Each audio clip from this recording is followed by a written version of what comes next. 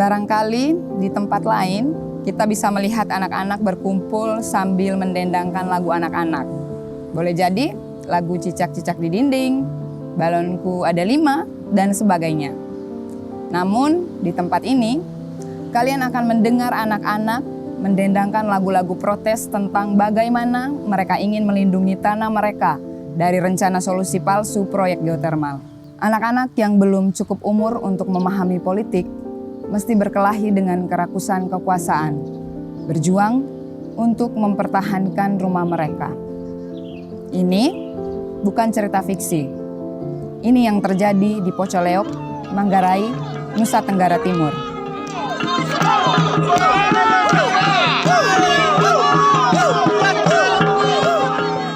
Dan saat menyaksikan ini, terbersit pertanyaan di dalam kepala saya. Bagaimana dengan kita? Di mana posisi kita? Atau bagaimana kita mesti bersikap dalam perjuangan ini? Perkenalkan, nama saya Valeria. Saya adalah kawan kolektif di Rumah Baca Aksara yang juga aktif dalam kesenian, terutama teater.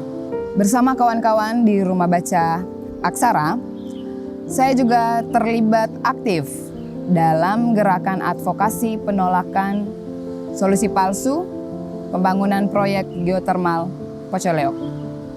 Sebagai seorang perempuan Manggarai, perempuan Nusa Tenggara Timur, secara pribadi sebenarnya saya merasa banyak hal yang mengukung saya dan membuat posisi saya sebagai perempuan kurang menguntungkan. Hal ini cukup mengganggu saya, terutama ketika saya menyadari saya memiliki kemampuan dan condong untuk memimpin. Rupanya dalam gerakan aksi jaga kampung, begitu kawan-kawan Pocoleok menyebutnya, saya melihat dan kemudian tersadar bahwa perempuan punya peran yang besar. Bagaimana saya melihat perjuangan mama-mama dan kaum muda perempuan berada di garis terdepan untuk berteriak melawan kekuasaan. Bagaimana mereka menembus jarak untuk menyuarakan keadilan. Melihat ini, hati kecil saya disentil. Saya terinspirasi dan dipantik untuk juga bersuara.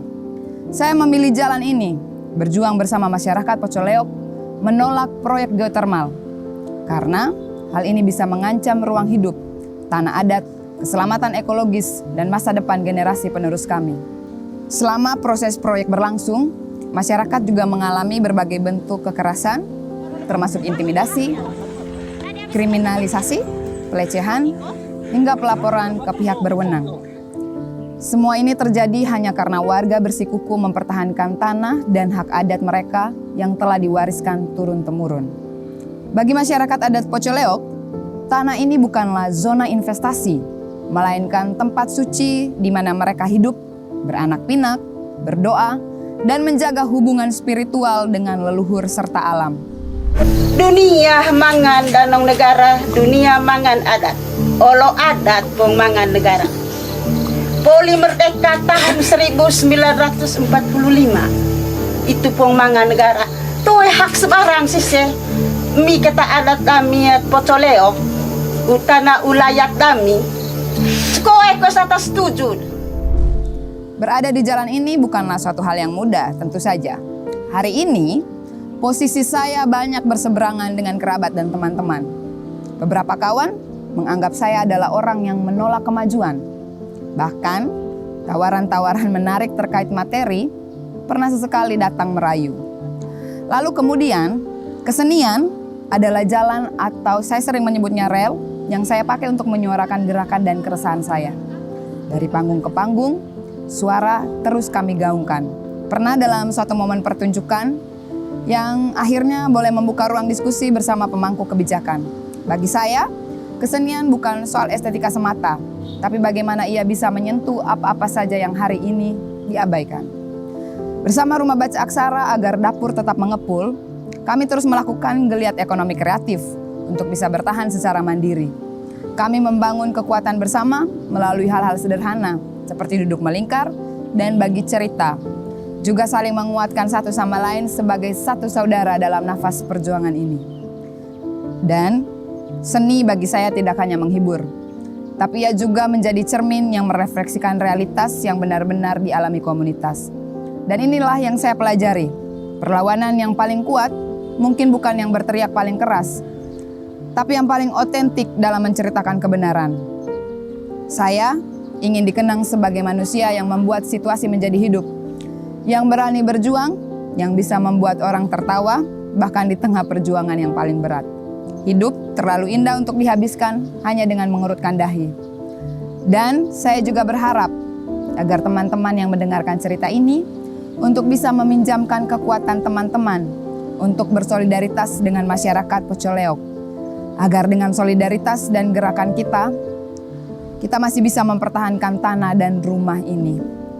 Dan saya juga punya pesan untuk siapapun yang juga saat ini sedang berjuang atau ingin berkontribusi pada perubahan di daerah kalian masing-masing. Kalian tidak perlu menjadi aktivis profesional. Kalian tidak perlu meninggalkan pekerjaan kalian. Tapi, kalian bisa mulai dari hal kecil. Misalnya, dengan dokumentasikan cerita di sekitar kalian yang tidak terdengar. Gunakan media sosial kalian untuk amplifikasi suara yang terpinggirkan. Dukung seniman dan aktivis lokal dengan cara apapun yang kalian bisa. Yang paling penting, jangan biarkan ketidakadilan terjadi dalam diam. Suara kalian penting dan punya dampak untuk membuat perubahan. Anak-anak di Pocoleok memang masih menyanyikan lagu-lagu perlawanan. Tapi sekarang, mereka tidak sendirian. Ada kita, ada kalian. Ada warga yang percaya bahwa tanah bukan sekedar komoditas, tetapi rumah. Mari kita pastikan suara mereka didengar. Mari kita pastikan cerita mereka diceritakan. Dan mari kita pastikan bahwa generasi berikutnya bisa menyanyikan lagu tentang kemenangan, bukan lagi tentang perlawanan. Karena di akhir hari, perjuangan terbesar kita bukan melawan mereka yang mengambil tanah kita, tapi untuk mereka yang akan mewarisi tanah ini. Terima kasih.